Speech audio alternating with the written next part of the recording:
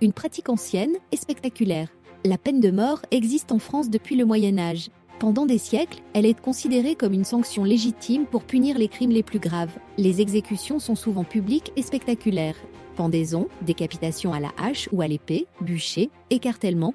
Ces mises à mort servent autant à châtier les criminels qu'à impressionner la population. Avec le temps, ces pratiques évoluent. En 1791, la Révolution française abolit les supplices et adopte un moyen d'exécution jugé plus humain, la guillotine, inventée par le docteur Joseph Guillotin. Elle devient le symbole de la justice révolutionnaire, notamment pendant la Terreur, où des milliers de personnes, dont Louis XVI et Marie-Antoinette, sont exécutées. La guillotine, un symbole de justice et de terreur. Au XIXe siècle, la guillotine reste la méthode d'exécution officielle. Les crimes passibles de la peine de mort sont nombreux. Meurtre, haute trahison, mais aussi certains vols ou actes politiques.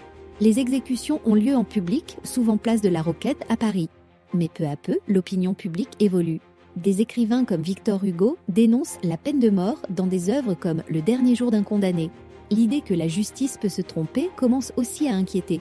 Malgré cela, la guillotine reste en usage et devient même un symbole de la République. Les premiers débats pour son abolition. Au XXe siècle, les voix contre la peine de mort se multiplient.